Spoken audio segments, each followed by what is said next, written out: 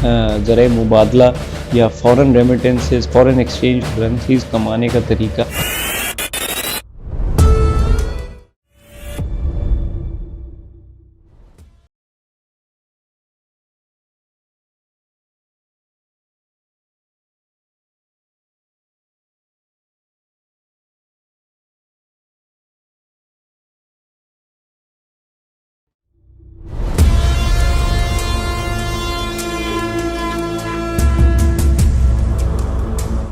अस्सलाम वालेकुम। आज हम आपके लिए एक बिल्कुल ही मुनफरिद किस्म के टॉपिक के ऊपर वीडियो लेके आए हैं, क्योंकि आप लोगों को पता है जैसे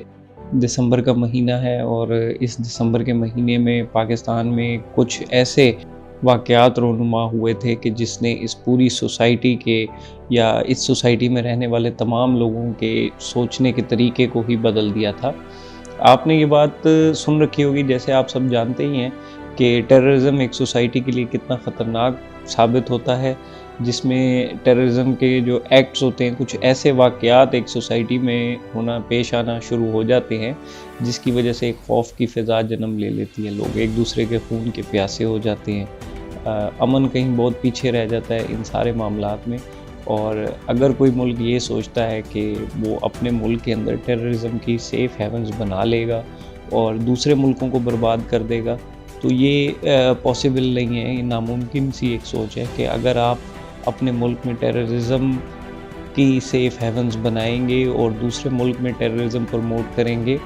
तो उसका आउटकम जो है वो एक ना एक दिन आपके अपने सामने भी आएगा। जो इसमें दीगर मसाइल जो सामने आते हैं कि मुल्क में कारोबार ख़त्म हो जाता है, टूरिज़म जो है वो बहुत बुरी तरीके से इफ़ेक्ट होता है, क्योंकि आजकल जो मेन ज़र मुबादला या foreign remittances, foreign exchange currencies कमाने का तरीका पूरी दुनिया में जो एक फ़ॉलो होता है, वो टेररिज़म और इंटरनेशनल स्टडीज़ के थ्रू ही किया जाता है। लेकिन इसके साथ जो एक और सबसे बड़ा वाक़या पेश आएगा, वो जो मसला आपके लिए जो सबसे पहले जो खड़ा होगा, वो ये होगा कि आपके मुल्क की आबादी काफ़ी हद तक डिप्रेशन में जाना शुरू हो जाएगी, जिसकी वजह से एक और ह्यूमन कैटास्ट्रोफी जो है वो जन्म ले लेगी। और अगर कोई भी मुल्क ये चाहता है कि उसके मुल्क में जो टेररिज़्म है या टेररिस्ट रिलेटेड एक्टिविटीज़ हैं वो कम से कम हों, तो उसका जो सबसे बेहतर तरीका होता है कि वो एक तो हर सिटीज़न को एक सेफ़ एनवायरनमेंट प्रोवाइड किया जाए और हर सिटीज़न को आगे ज़िंदगी में आगे बढ़ने के इक्वल मौक़े या इक्वल अपॉर्चुनिटीज़ जो हैं वो प्रोवाइड की जाए, दौलत की मुनसिफ़ाना तक़सीम हो।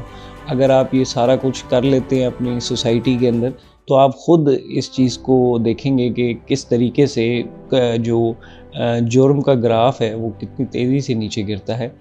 लेकिन इसके अंदर हमें एक चीज़ का और भी ख्याल रखना पड़ेगा कि अदर फैक्टर्स रिमेन कांस्टेंट। टेररिज़्म के ख़िलाफ़ जंगों की बात हो और इसमें पाकिस्तान का ज़िक्र ना हो, तो ये पाकिस्तान के साथ एक बहुत ही बड़ी नाइंसाफ़ी होगी, क्योंकि दुनिया में कई मकामात पर बड़े मुख्तलिफ़ और बड़े पैमाने पे जो जंगें लड़ी गई हैं, उन सब की कोई ना कोई स्ट्रेटेजिक अहमियत बताई जाती है। तो अगर उन सब की कोई स्ट्रेटेजिक अहमियत है, तो इसी तरीके से जो ये पाकिस्तान में ऑपरेशन ज़रब-ए-अज़्म का स्टार्ट लिया था, जो काउंटर टेररिस्ट एक्टिविटीज़ जो पाकिस्तान ने शुरू की थी, वो भी काबिले ज़िक्र आती हैं। ये ऑपरेशन पाकिस्तान ने 15 जुलाई 2015 में स्टार्ट किया था, जो कि एक नेशनल एक्शन प्लान और बड़ा ही नेशनल कंसेंसस पूरी कौम के दरमियान डेवलप करने के बाद इसको स्टार्ट किया था। अगर हम इससे थोड़ा सा पहले चलें, इसके मज़ीद पीछे चलें, तो जब सितंबर 11, 2009 में वर्ल्ड ट्रेड सेंटर का वाक़या हुआ, तो बुश इंतज़ामिया या बुश एडमिनिस्ट्रेशन जो उस टाइम पे जॉर्ज डब्ल्यू बुश की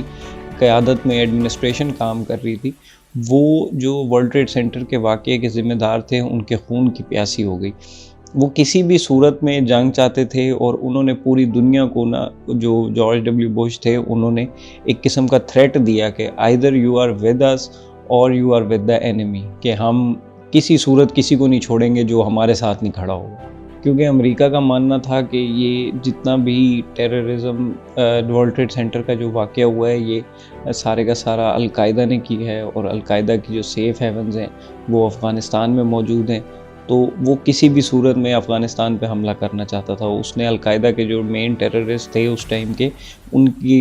डिमांड की कि भई अफ़गानिस्तान इनको हमारे हवाले करे, जिसके ऊपर अफ़गानिस्तान ने कहा था कि जी आप हमें उनके मुलव्वस होने के शवाहिद दें, हम आपके हवाले कर देंगे। बट अमेरिकन एडमिनिस्ट्रेशन जो थी वो किसी सूरत भी कोई बारगेन, कोई बातचीत, कोई किसी चीज़ के मूड में नहीं थी। तो उन्होंने अक्टूबर 2001 में जो है पूरी ताकत के साथ एलाइड फोर्सेस, नेटो और अमेरिका ने अफ़गानिस्तान पर हमला कर दिया।